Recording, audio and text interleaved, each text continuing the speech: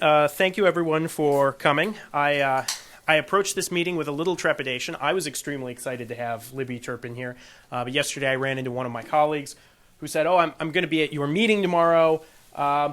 What's it about again? And I said, well, it's about this question of what do we do with NNSA and the labs and where should our, how should we organize our nuclear weapons complex?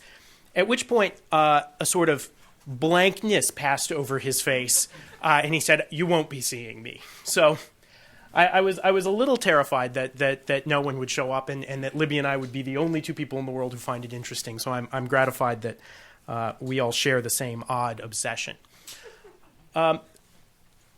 Libby's the perfect person to talk about this issue, which I think most of you know started when the Office of Management and Budget passed back to the Department of Energy, quite curiously raised this question of taking the National Nuclear Security Administration and moving it to the Department of Defense.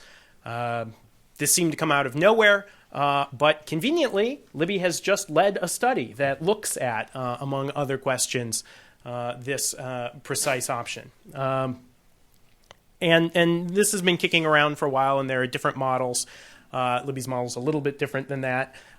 Some people want to make it an agency like NASA, and I think there are a whole range of options in between. And so with that, let me introduce Libby Turpen, who is currently the co-director of the Cooperative Nonproliferation Program at the Stimson Center.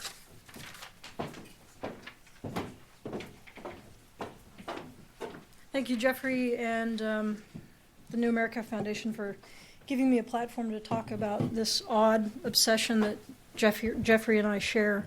Footnote to that, I grew up in New Mexico, the doorstep of Sandia, downwind from Los Alamos, and perhaps that influenced my career choices in some form or fashion. This report actually started with a 2-page concept paper that I pieced together in late 2007 and started peddling with different folks. And I say that specifically because one of my later slides about the atmospherics and political considerations were definitely on my mind at the time. And as is appropriate for somebody at a think tank, you sort of look around and assess the terrain in terms of who's doing what piece of what might come into play in a transition to a new administration. And because I used to work for Pete Dominici and I knew the labs quite well, this seemed like a little nugget of issue area that nobody else was working on. There were several entities involved in one variation of a posture review or such, but nobody out there was looking at the S&T infrastructure, which is a critical aspect of the decision-making process that will unfold in the coming year or so. So I started peddling this concept paper, and NNSA bit first, which was a little bit of a surprise to me, and many people are incredibly surprised that they actually allowed me to publish the report once I was finished. But I also have to say that I had private foundation assistance. The Richard Lounsbury Foundation provided some support to the project, as did the Ford Foundation.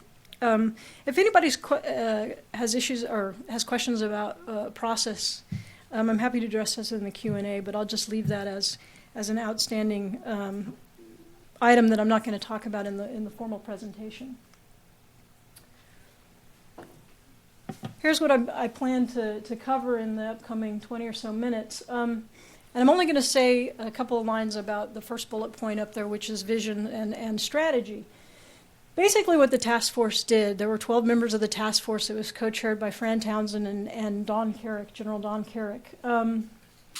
We basically embraced the talking points that were prevalent at NNSA at the time, which entailed turning the nuclear weapons S&T enterprise into a national security S&T enterprise. So we embraced that notion of national security S&T and this infrastructure lending itself to fulfillment of that vision, and headed towards how do you provide a strategy that can bring that to fruition. So that's pretty much all I'm going to say on that point. The talking points from NNSA now have transitions to a nuclear security S&T enterprise. which I would suggest, based on our discussions at the labs, the labs will chafe a little bit under how truncated that seems in terms of their variation of all of the things that they do at the laboratories. I'm going to spend a couple of minutes on the context in terms of quiet crisis, gathering storm, the national context in terms of our S&T wherewithal, and then get into quite extensively our findings and our main recommendation, which is the big splash in terms of the institutional aspect of things. We had a couple of task force members that were very adamant that we couch this within the national context. And when I talked about the quiet crisis, this is Tom Friedman's "The World is Flat." Where is the nation as a global leader in science and technology and innovation? And that presents sort of an overarching challenge, particularly if you're looking at waning dominance in that domain. It surfaces issues as it pertains to the recruiting element as well as retention element within the federal laboratory infrastructure. And these labs, you have to keep in mind, are sort of it's an overused term, but they're sort of the crown jewels of our federal S&T endeavors because they're very large, they have unique facilities, et cetera, et cetera. So we wanted, a couple of task force members wanted to make very clear in terms of how we couched both the context for where the task force was coming into play, as well as our findings and recommendations within that overall context. And what I mean by the scope being too narrow, we were continually frustrated by the fact that we were just dealing with 3 labs when really this is a nationwide issue and would involve many other players, academe as well as industry. But what I mean by bookends is recognize the national context and then try to place our findings and recommendations within that overall context so that it gives it that full flavor. Well, I wonder what happened to my picture. I think there was a picture with that, but that's okay. 4+ decades of huge investments in what I noted as crown jewels in terms of our federal S&T infrastructure and investments gave rise to these facilities that were utilized on an ongoing basis by a lot of different agencies. So it's important to keep in mind that those Cold War investments gave rise to capabilities that went far beyond the nuclear arsenal and the nuclear weapons question specifically. And what has happened over the past couple of decades, even prior to the end of the Cold War, is that if DoD needed a specific capability resident at the labs, they'd just tap it when they needed it. And what I mean by this science on the cheap model no longer being a viable model is related to that short turnaround, quick fix sort of, I'll tap the labs for X, Y, and Z that I need on a 6-month or a 1-year basis that's unique to the laboratories and what they can bring to bear. Again, being able to do that was contingent on the fact that we were making those Cold War-like investments in maintaining that infrastructure. And when you use that science on the cheap model, you're not paying full fare.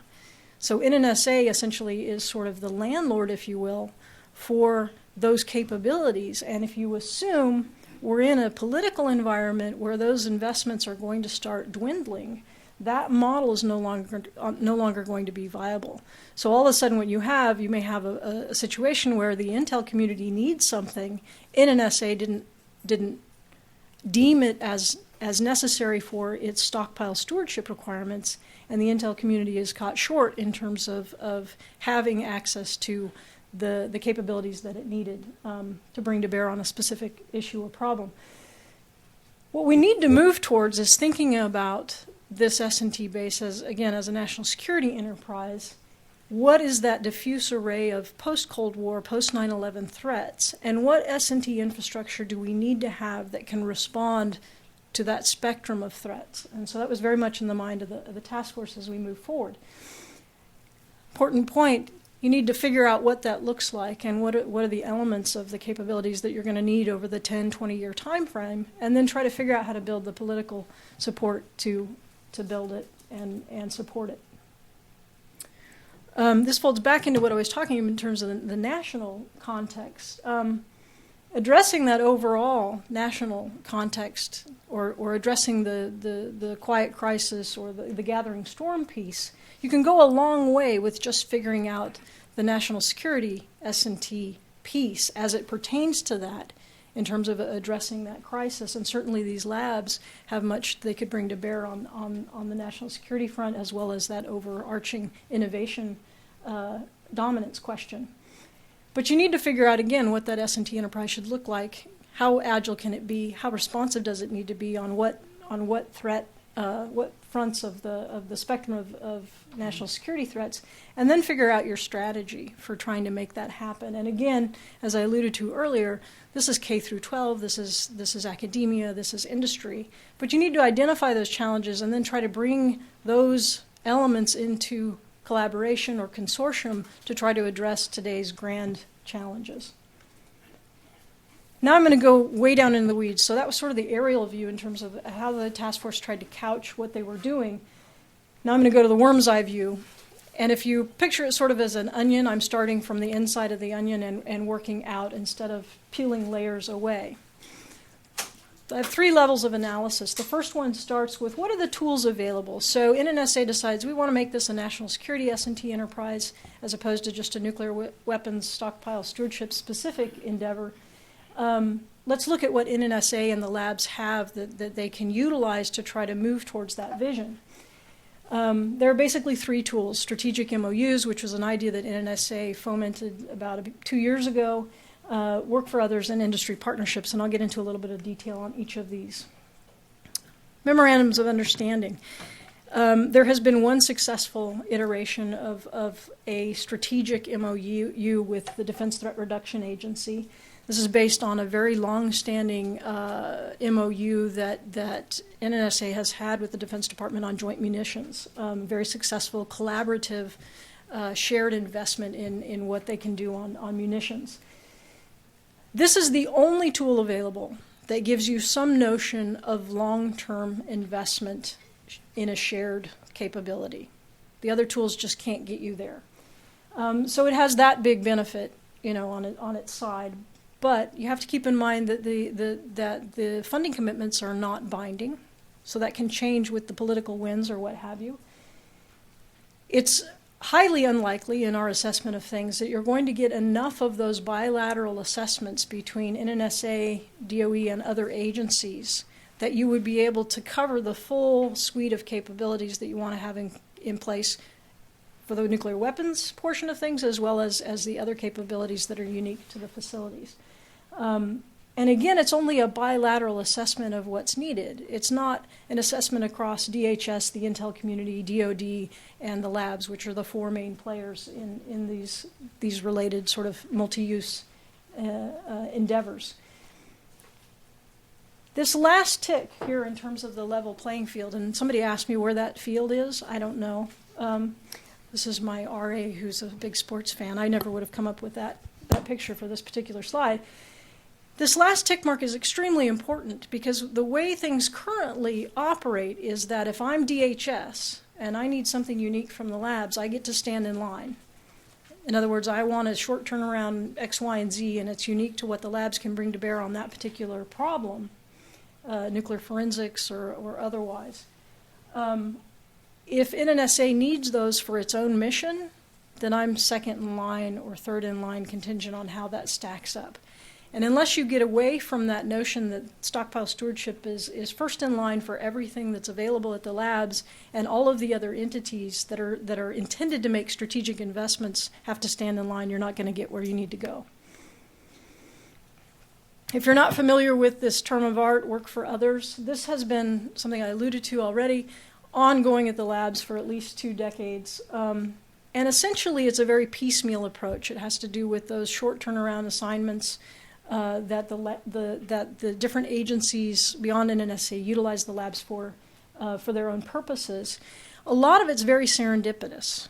It's an IPA from Los Alamos that used to be at DHS for a while, and they have a relationship, and therefore that IPA who's sitting at DHS happens to know of unique capabilities that Los Alamos can bring to bear on X, Y, or Z, as opposed to it being sort of a strategic plan, multi-agency wide that then trickles down in terms of how the labs compete for different pieces of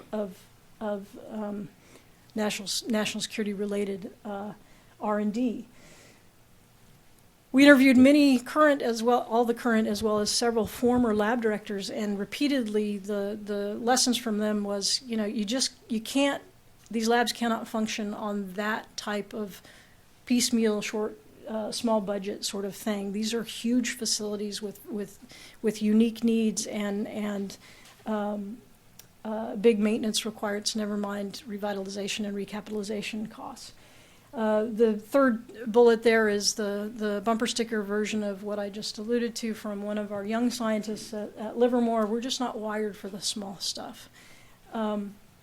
This last bullet is hard to explain, and hopefully I can articulate it so that it makes sense, but it has to do with how do you devise an integrated multi-agency national strategy and then allow the labs to compete within the appropriate domain in terms of unique capabilities that reflect that sort of strategy and prioritization of national S&T needs.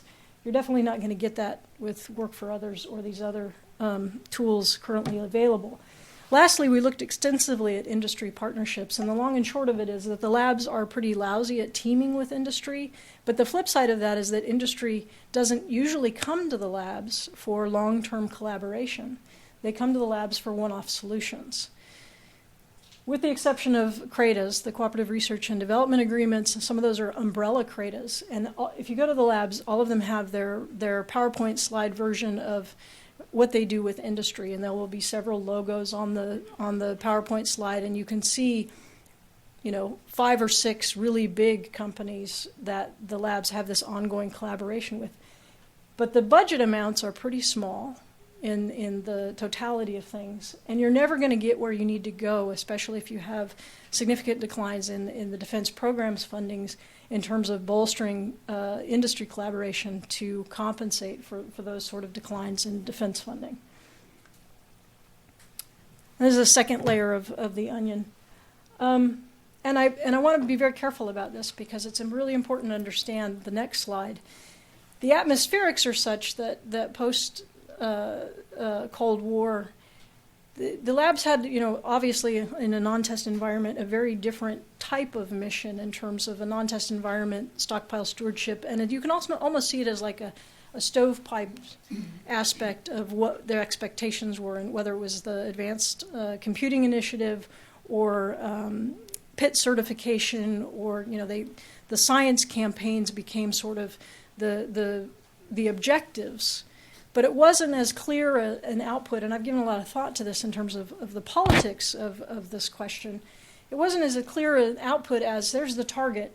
You guys go back and figure out and design the warhead to match that target and the systems that we need to have in place to deal with that as sort of a linear, very clear structure in terms of what is your metric for the investment. If you're a Capitol Hill staffer on the Appropriations Committee, how do you measure that's a worthwhile investment? In a Cold War environment, it was pretty clear there was a widget output as an end result, whereas in the stockpile stewardship environment, it's sort of a fuzzy, we have more teraflops than the next guy. It's now, petaflops is now what they measure it in?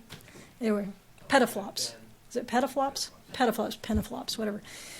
So it's for a Capitol Hill staffer or for Congress that's in and of itself technically challenged, is that a worthwhile investment? And so you have that political dynamic as it pertains to that. And I think that loss of urgency in terms of the mission, the Cold War versus post-Cold War, and this science campaign sort of aspect of what the labs were up to, created a heavily influenced how the bureaucracy that is DOE and NNSA goes about their management and providing leadership for the labs. NNSA never achieved the autonomy that I think Congress envisioned when the NNSA Act was passed. I happened to be on Dominici staff at the time. There's a wiring diagram in the full report that shows who oversees what piece, and it's a total mess. And I'm sure that's not what Dominici staff had in mind when we helped create NNSA. But the risk aversion aspect of things is really prominent. When you talk to the labs, there's a little case study in the full report about an opportunity that Sandia, California had to team with MITRE to go after what was a one-year contract but had the notion of multi-year built into it to do some work for DHS. And the program people at NNSA said, yes, thumbs up, it's totally synergistic, go for it. The lawyers said, yes, this is totally legal, you can do this. And the contracts people said no. So if you've got 3 or 4 stovepipes and you have to get a thumbs up from everybody and one says no and you're dead in the water, you can't ever get where you need to go in terms of maximizing or fully leveraging the capabilities of the labs. So all those atmospherics have led to a place where essentially, in our view of things, the relationship between DOE and NNSA and the labs is pretty fractured, if not completely broken. There used to be a sense of shared enterprise and partnership in terms of achieving that end goal. We think that that's significantly eroded. The labs definitely feel like they're not part of the decision-making process as it pertains to their future. They're not at the table in some of the decision-making that will heavily impact their future. You know, they just feel like they're an expensive beltway bandit and they're treated as such. And that's not really a very savvy way to deal with how unique these institutions really are. This is all exacerbated by the fact that when the labs don't get what they want, they go to their masters in Congress and the cycle starts all over again. So it's sort of a vicious circle that has evolved over time. That last tick mark, it'll be curious to see how that plays out, given the fact that they will no longer have any masters in Congress that have any seniority or on any committees that are pertinent to their mission with a chair on those committees. Here's another issue, and this is internal to DOE as well. Oh, no, all of a sudden we're really serious about a Department of Energy. Go figure. So the labs are going to be up against sort of colliding forces. All of a sudden Secretary Chu has come into play, and obviously from the White House on down, you're a Department of Energy. We want you to focus on energy security and get us where we need to go as a nation on that particular front. In combination with this notion that all of a sudden the dollars for stockpile specific needs are declining, and the labs are going to get squeezed between those two pressures as far as we could tell.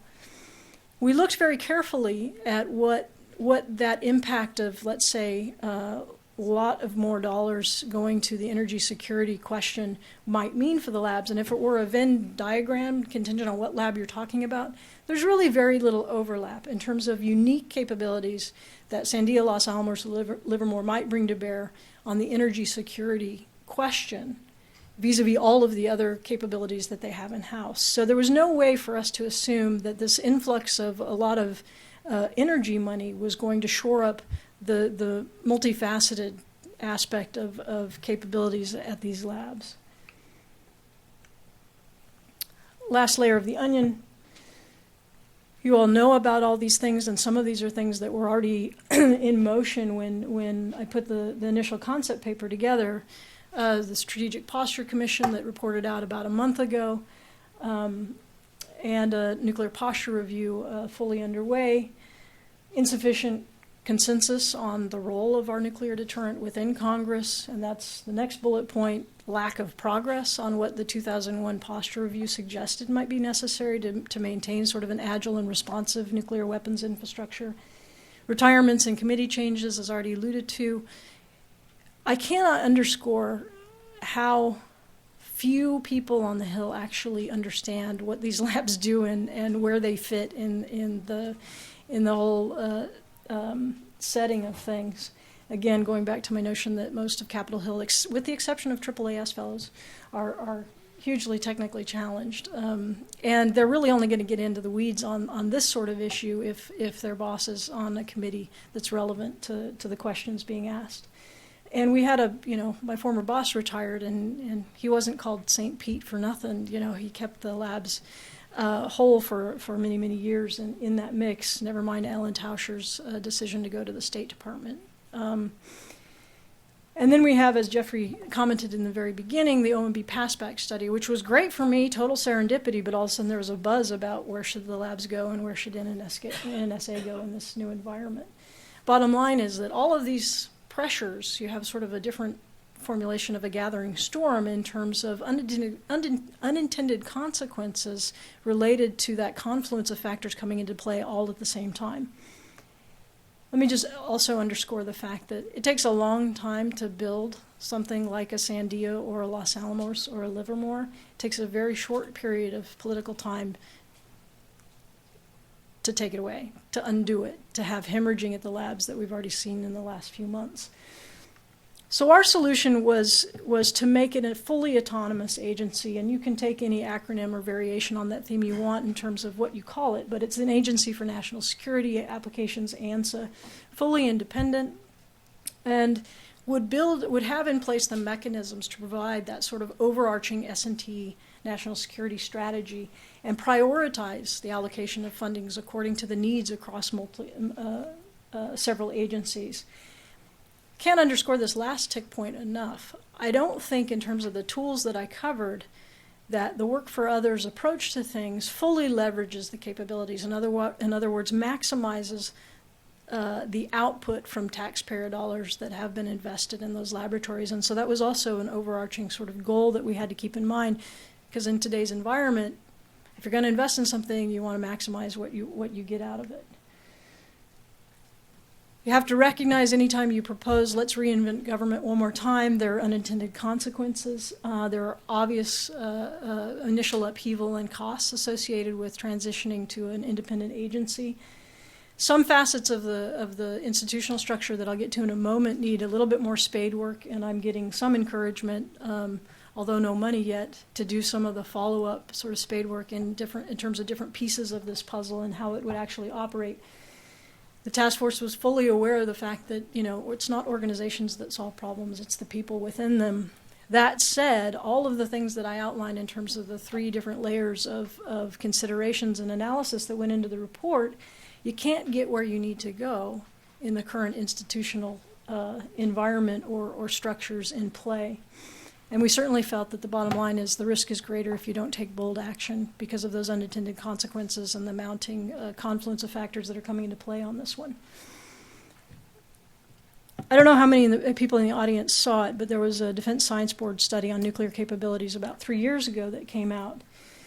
And they looked at different options, including can you do it within NNSA DOE as it currently resides, or do you move it to DOD?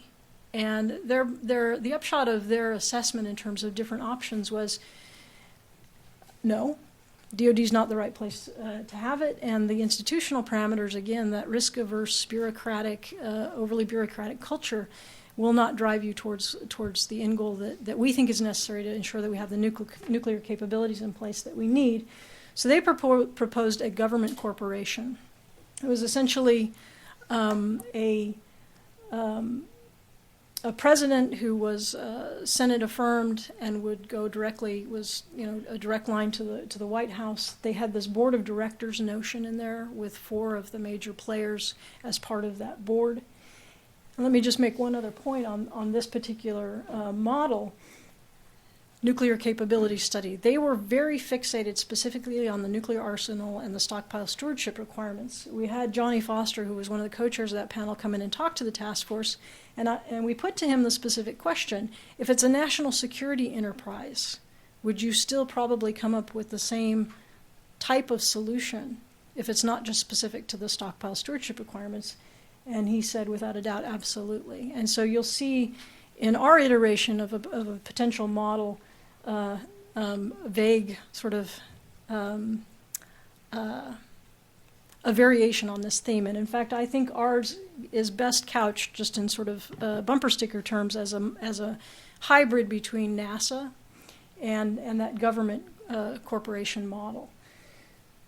If elegance is simplicity, we didn't achieve it, but hopefully I've alluded to some of the pieces in terms of the earlier slides that give rise to why we stuck them in there. So we have this ANSA that's fully autonomous. Again, Senate confirmed, reports directly to the White House. Our board of directors is a little bit larger because there are other agencies that come into play if you're talking national security enterprise. So we also had Department of Justice and State on that list. And we had it chaired by the Vice President. You can play with that. Even Johnny Foster said that he would have preferred not the SecDef as chair, but the Director of National Intelligence as chair. Because really, if you're doing over the horizon long-term S&T, you want the person who has sort of that view of the world to come into play in terms of that priority set. So our board of directors is a little bit lengthier. It's not indicated on the slide, but there are 2 non-voting members, NSC, a high-level representative from NSC, and OMB. And we thought that was necessary, both because the NSC is again, sort of that national security-wide entity in terms of its function, but the OMB piece would also help the budget process as we saw it flow a little bit easier in terms of how that might unfold. Industry Advisory Board and an Academic Advisory Board. 2 functions of the Industry Advisory Board: to tell the labs to stay out of stuff that's already commercial off the shelf, not reinvent the wheel, keep them out of competition with industry, but also for an easy handoff in terms of taking the prototype to full-scale manufacturing if and when there's a necessity to deploy something on the quick. It would provide that sort of interface. The Academic Advisory Board, again, keep the labs out of an arena where academia can do it cheaper and is probably more appropriate in terms of the basic research component of what academia does. Provide a farm team for the labs and a source of technical peer review. So that was the function of the Scientific Advisory Board.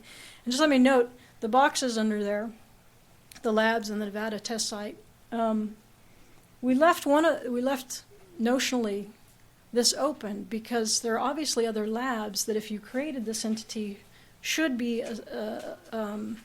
assessed in terms of being an appropriate fit. We looked at Lincoln Labs in particular and Pacific Northwest National Lab. So that was our proposed institutional solution.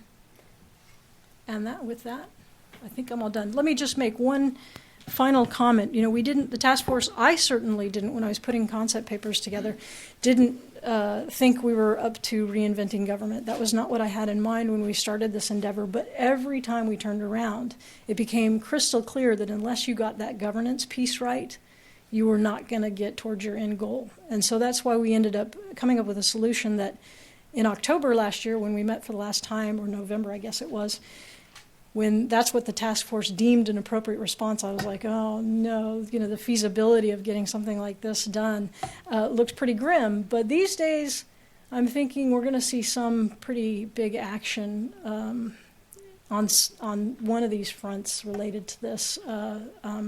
It's more likely, more probable now in terms of the current environment than I deemed it feasible in November last year. One other point. National Security S&T Enterprise. We were very careful as we deliberated and went through the motions to compile this report that it was irrelevant what decisions were made in the upcoming nuclear posture review. This is a solution that pertains to whether you have 1,000 warheads or 5,000 warheads or a triad or a dyad or whatever. So that you can just set aside in terms of stockpile stewardship being part and parcel of the mission of that entity, but no longer being the kernel in terms of the funding streams as well as how you dedicate those and prioritize those funds. So with that, okay, great. Before we open up to questions, I have 2 questions. I'll ask one and we can go through that. Don't be nasty. No. Well, not to you. So I observe that it is 4 months into the Obama administration and we do not have a new administrator of NNSA. And a WAG might be tempted to speculate that if you're smart enough to do the job well, you're also smart enough to say no when asked. Mm-hmm. So what qualities should the next NNSA administrator have? Wow, that's a really good question. And do you think I'd given more thought to it? This is going to sound... I would think you would need somebody a little bit more like the first NNSA administrator, John Gordon, who'd been at a different agency, had a different view of reality, and also had that sort of all-encompassing overview of the national security S&T enterprise and what that might be comprised of. I don't think you want somebody who's been internal to the building and come up through the ranks and ends up as I'm showing a hand here, but I don't think you want somebody internal to the culture. I think you want somebody from the outside coming in who does have a more all-encompassing view of what those labs, where they might fit and what solution sets they can provide. My other question is about the relevance of moving around boxes to the actual cultures at the labs.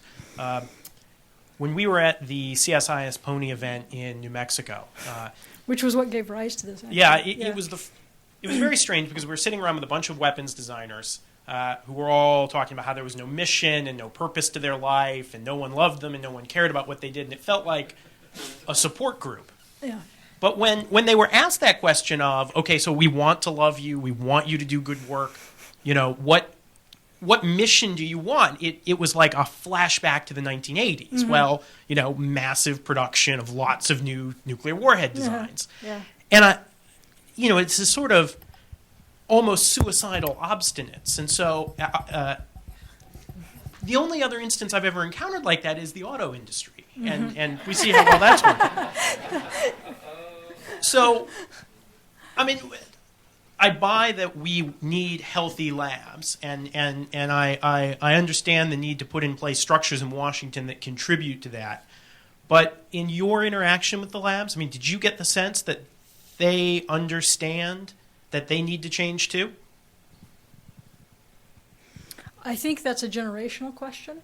And I think some of the people at the labs and some of the labs themselves are farther along in terms of inculcating that culture shift.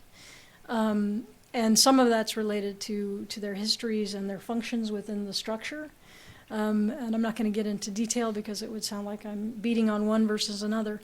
But I do think that the generational piece is significant. And in terms of our interactions with the lab directors, you could almost feel in terms of how they approached what we were up to, where they are on that transition curve in terms of their thinking about where they fit and what this would look like.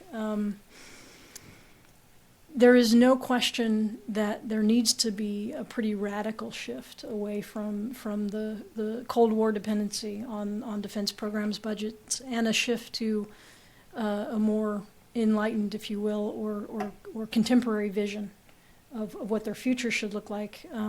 But certain labs are moving that direction, and it just, again, depending on what their history is and what their legacy is, if you will, they'll be further along or not, contingent on that piece of things. You can't it was a hard thing in terms of writing the report as well. You lump them all together, the labs, but they're very unique entities with their own cultures based on a lot of that. So you have to be careful about making 30,000-foot view observations about the totality when really there's very unique things going on at each of them. Yeah. Okay, so we're going to open it up to questions. Let me implore you to ask a question and only ask one, so that's a case of do as I say, not as I do, I suppose. Actually, Monica, do you want to run the mics? That would be great. And we're going to start in the front, and we'll go back. So we'll start with Howard Moreland and just work our way.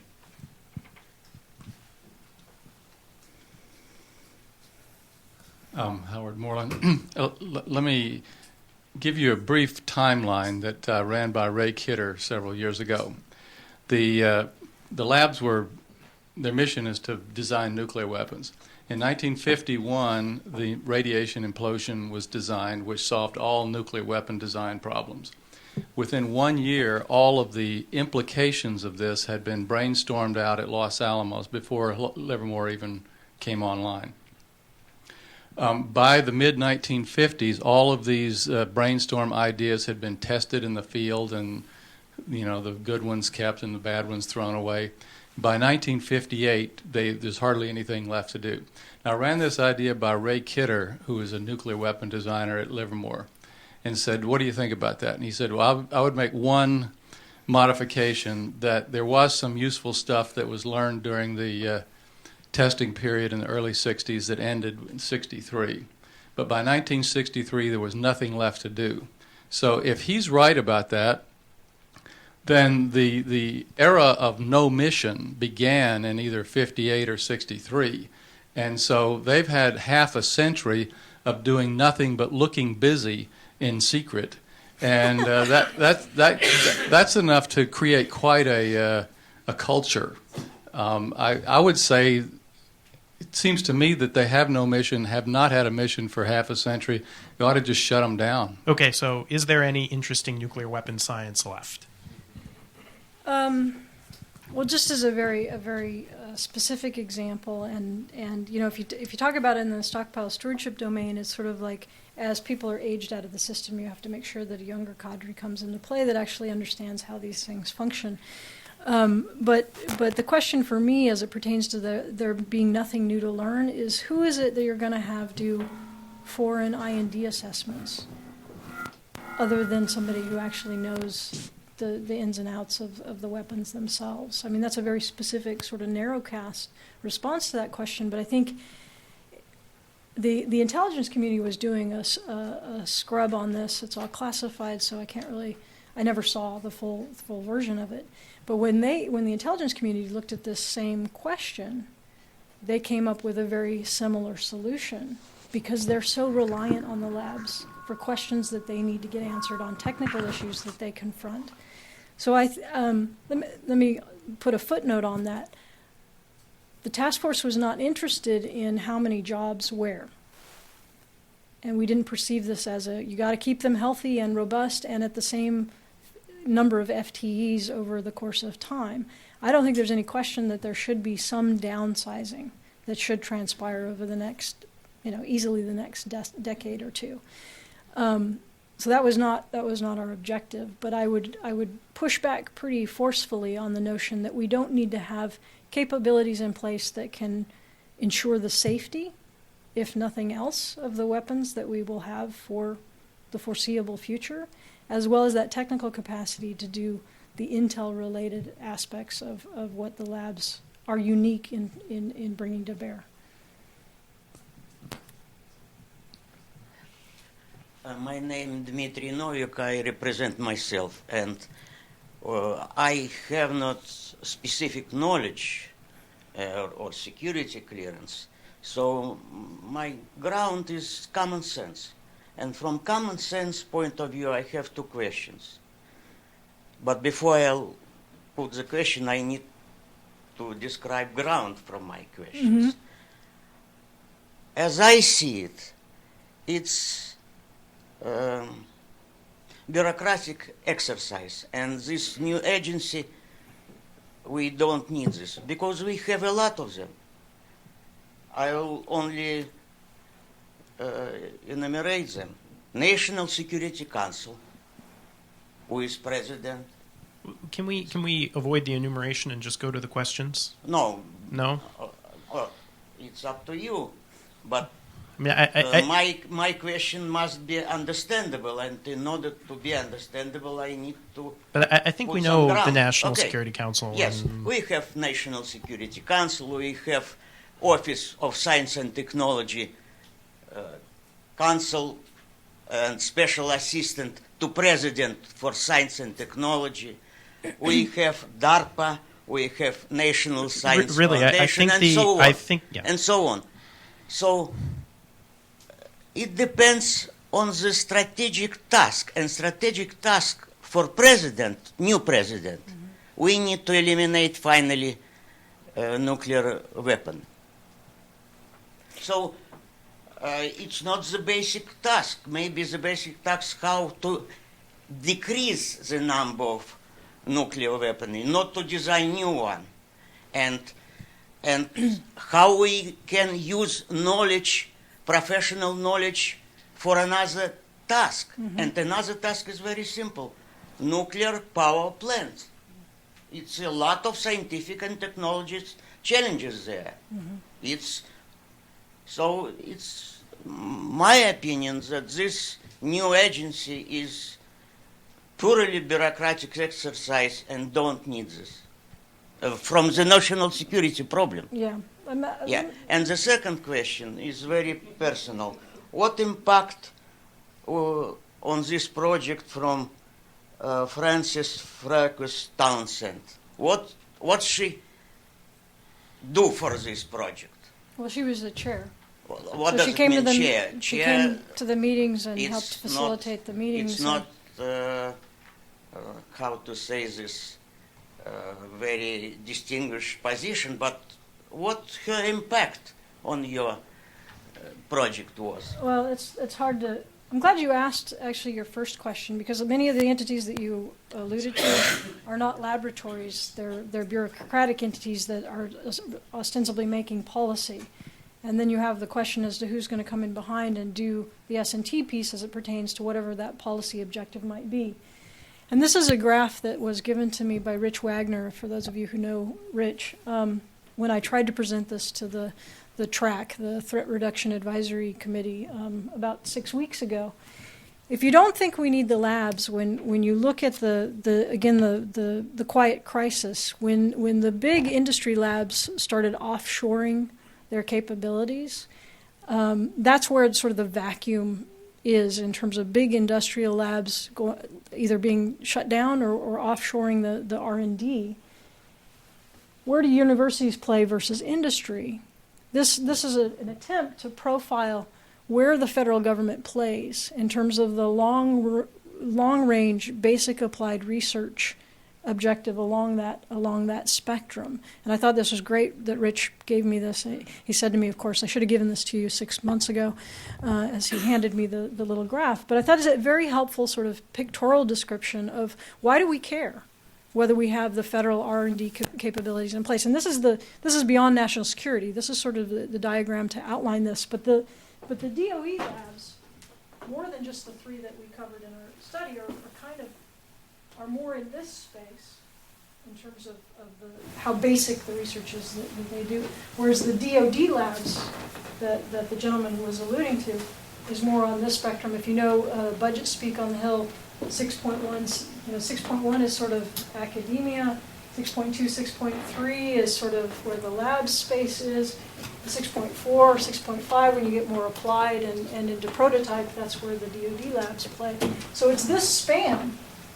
You're going to say we don't need federal investments in R&D. It's this span that you're opting out on, and you're just hoping that somehow universities are going to shift that line and the industry is going to start picking that up. We know from the past 2 decades of industry investment, they invest under 4% of their revenue stream into basic R&D. So it's not going to happen in terms of filling that gap in the picture.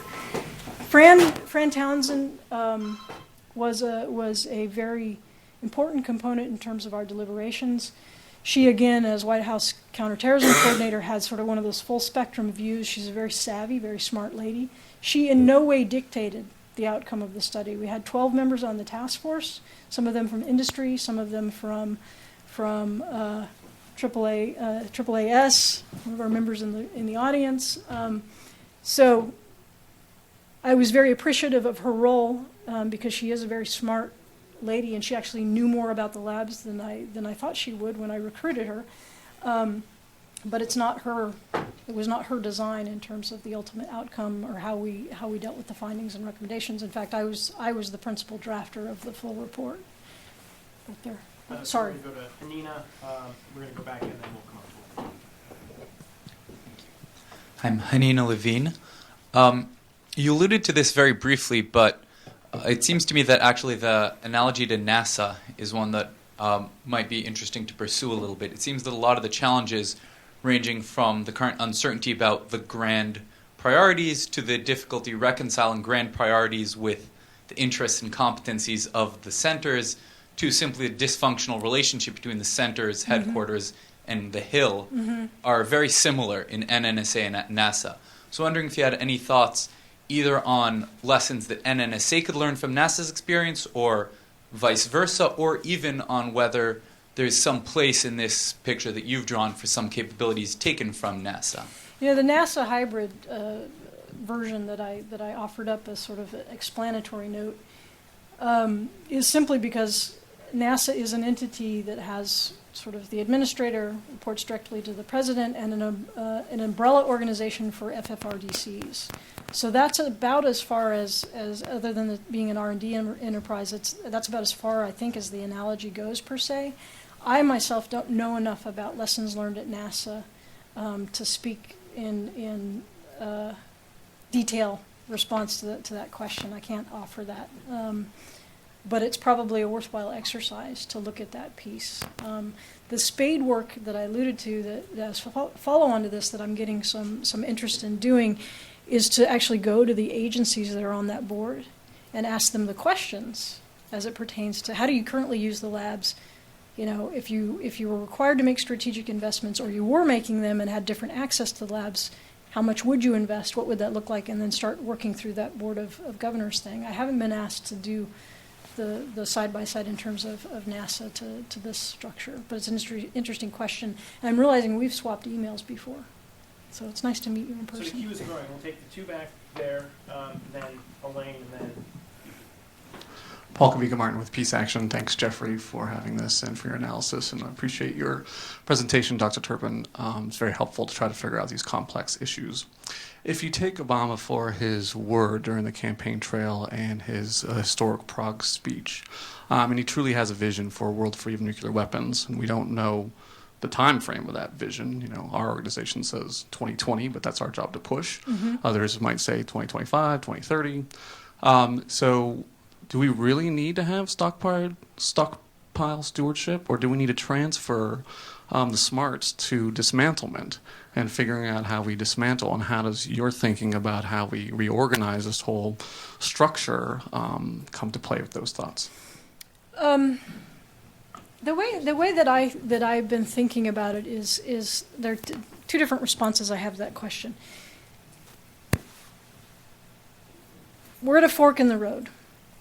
We can either dump a bunch of investments in a smaller, modernized version of something very specific to stockpile stewardship, or we can look at the assets at hand and figure out a multi-use strategy for leveraging them differently. And obviously the task force fell on the latter because the former doesn't look like a politically viable option, nor is it particularly smart in terms of the capabilities that you'll need to address these other questions that are not nuclear weapons specific but are related to foreign programs, nuclear forensics, et cetera, et cetera.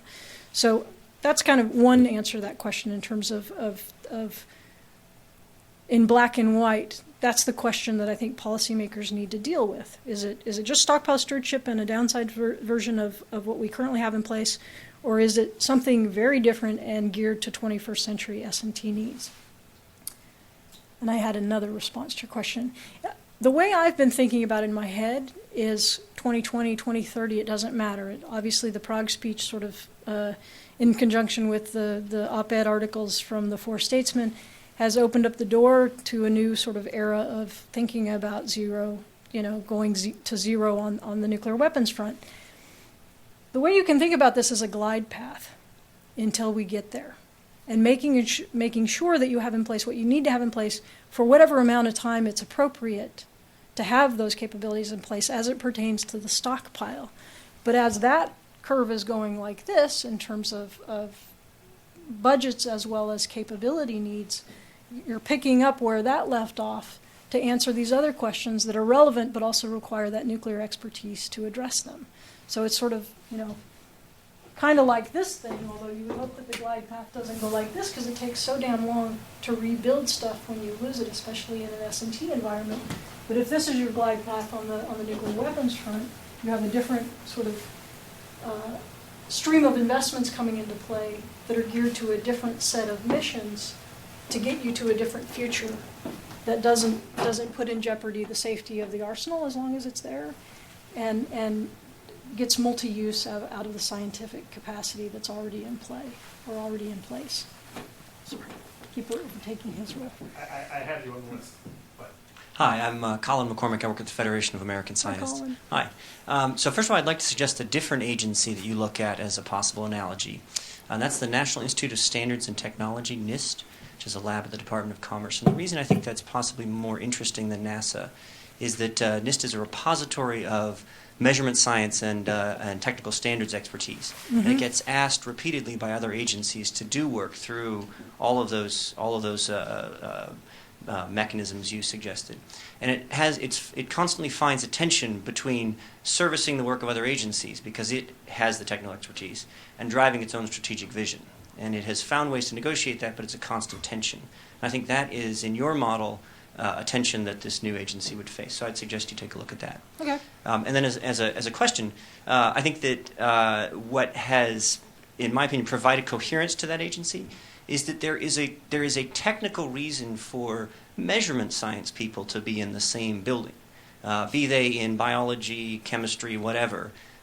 There's technical underpinnings, mathematical statistics knowledge that they sort of all seem to need to know. Mm-hmm. So it makes sense that they would kind of, even though they're in different subfields, work in the same building. What is it in national security science and technology that is coherent or consistent across the fields of nuclear weapons, bioweapons, et cetera, et cetera, et cetera? What makes a national security technology agency coherent from a technical point of view? Yeah, it's a really good question, because the other piece of that is also a political question as it pertains to how do you translate to that post-Cold War corollary when it's a mission set as opposed to a nuclear arsenal that's really your end goal. I don't have a really good answer to that question, and I'm also probably a little bit challenged in terms of the ins and outs of nuclear weapons science to tell you what that looks like. But there's a gentleman from Los Alamos back there that could probably answer that for you. We certainly, when we went to the labs, let me just answer that a different way. When we went to the labs and said, what are you doing on national security? They could give you all sorts of variations on the theme of, this is the capability we needed to have in place for X, and this is how it's being leveraged by different players for, to address a different need. So you do have those synergies in sort of the work for others portfolios at all of the labs.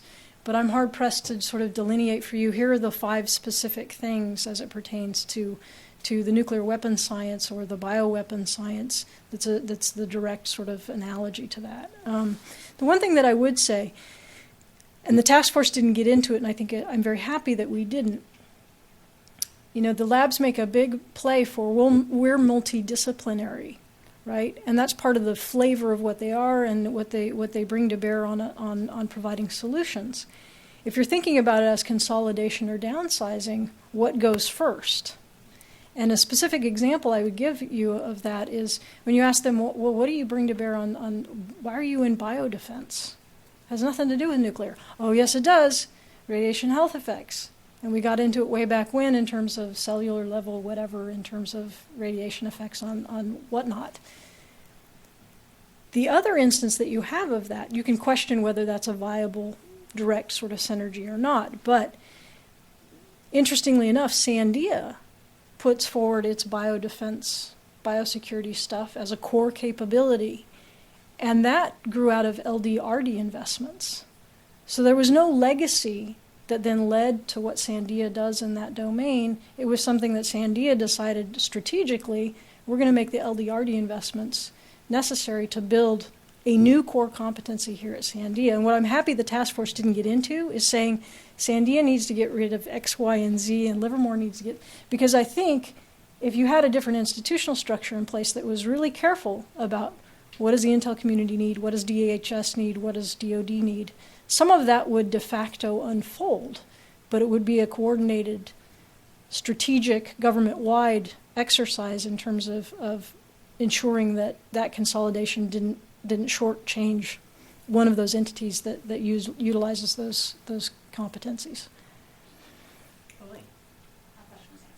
Okay then. So we had 2 over here, and then we'll come to. Oh well, the order doesn't. You can very much. You mentioned Could you introduce yourself? yes, David Fishman.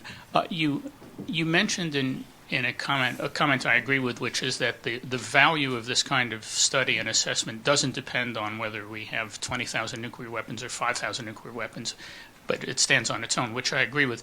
But how would you relate to 2 headline issues that are out there today? One is North Korea, where they're applying 50s nuclear technology, and probably not very well.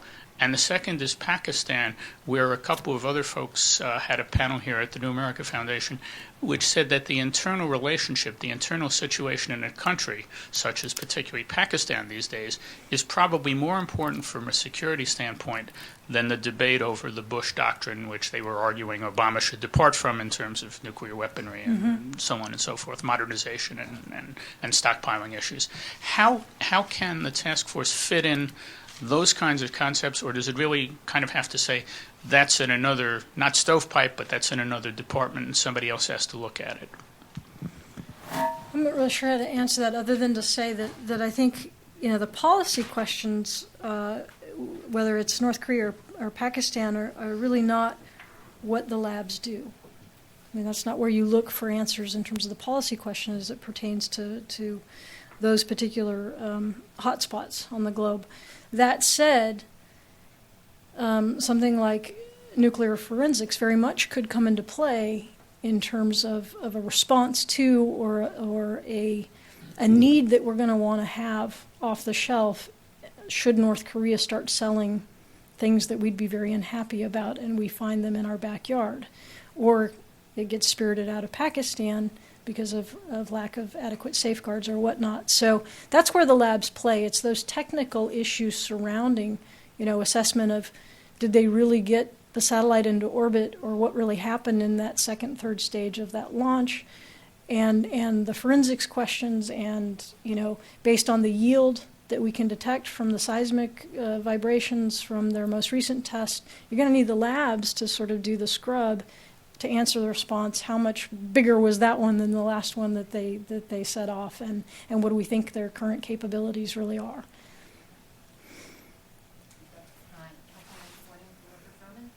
I represent industry on the far right here. I actually have a couple comments. First, I applaud you for taking on this highly emotional topic. I thought you were going to say boring. Arid. Being somewhat familiar with the labs, I know how important all of this is to them. The gentleman before me asked the question with respect to the proliferation of nuclear weapons, and I'd also like to just add, the IAEA just came out with findings with respect to Iran and nuclear proliferation as well as enrichment technologies. So I do think that it is very, very important that the national labs maintain the capability to have a nuclear stockpile stewardship program and stay smart on those things so that we can address these non-proliferation activities. But for me, more importantly, is it seems to me in the United States we're bleeding science and technology talent and capability. So why would we ever think of even downsizing our national lab capability?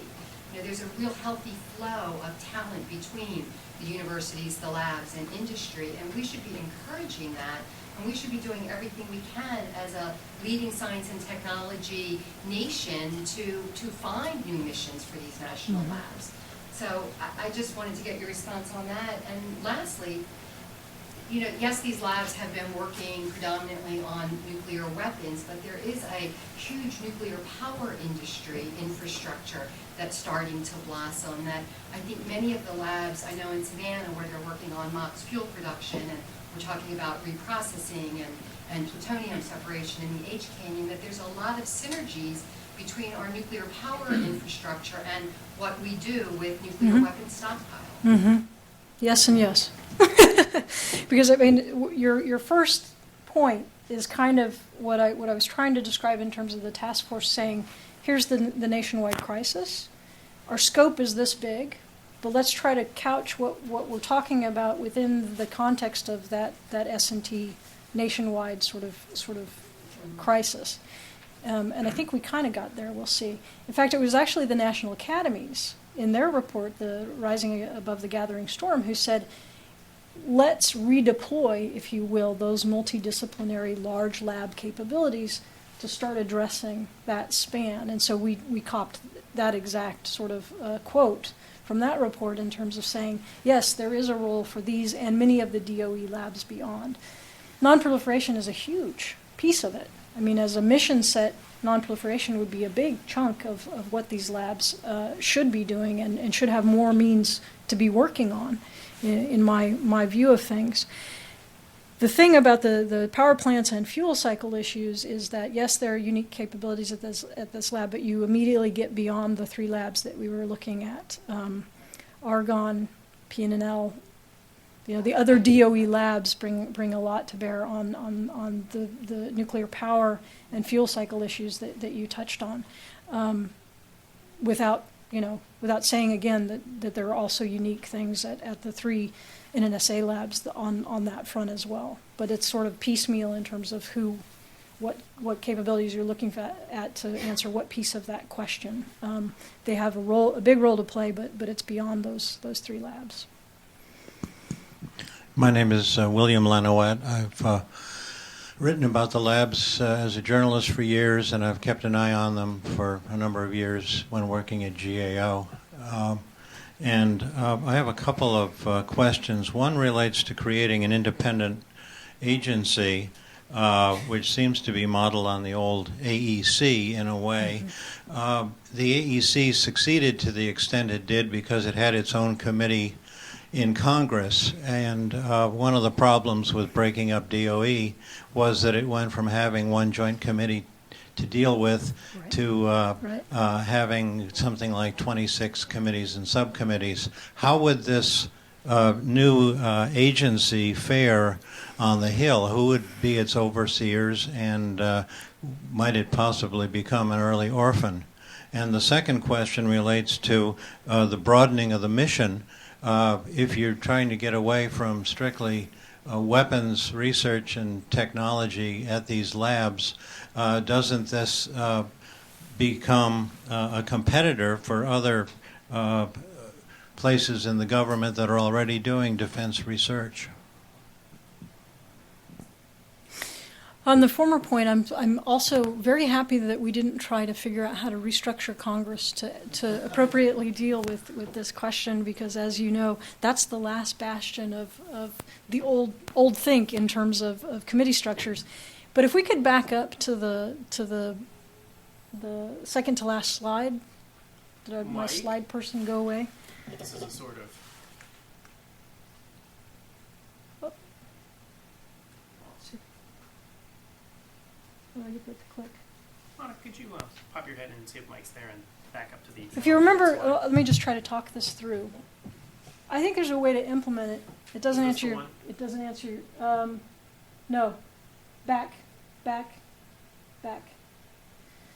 If you didn't want to restructure Congress, and again, it doesn't address your orphan question, that probably is a formidable question that needs to be answered. But if you wanted to keep the congressional structures in place because you didn't think it was very feasible that you could restructure Congress just on this question, the way that I was thinking about it in terms of how this would flow is, you have to pay to play. So each of these entities makes whatever strategic investment that they think is viable in terms of their own bailiwick of issues that they want to use the labs for. It flows through their own budget process, including the OMB related activities. When it reaches Congress, this is just a budget line at DHS. This is just a budget line, ANSA budget, X amount. When it reaches Congress, then it goes to that committee, and they oversee it as such. And it's the Defense Department budget. There's only going to be one appropriations staffer on each side of the Hill that has any idea that it's actually in that budget because it's such a small amount compared to the defense budget. It'd look different, obviously, on the energy front if they were still responsible for the stockpile stewardship piece. And contingent on which entity you're talking about. Intelligence now, I think the investments are roughly annually about $800 million. So that might get a couple of people's attention. But the problem that you have now, and we convened key staffers to chat with the task force the first day that we met. And one of the problems that I would underscore as it pertains to how the current appropriations process unfolds is that none of these entities ever go to the Hill and say, "Hey, we're going to be in really dire straits if you guys don't pay attention to the fact that we use the labs for this." Whereas if you had this structure in place, they might every once in a while be required to talk to a Hill staffer or two about, oh, you know what, DHS really relies on the labs for this piece. And the congressional staffers that we were talking to said, yeah, if you could get the other agencies to play a role in terms of convincing people on the Hill that there's some relevance there, that could be very helpful. Because you're not going to get where you need to go, especially in today's political environment with just the stockpile stewardship issues and DOE. That's what happened with RNEP and RRW to a large extent, more so with RNEP. But DOD never went to the Hill and told Hobson, we really, really want this thing. Maybe because they didn't. But the issue is if DoD is not stepping up to the plate as the customer, you're nowhere on these questions. But that would apply to the full range of issues. Your second question. Becoming a competitor to existing Yeah, institutions by broadening its mission.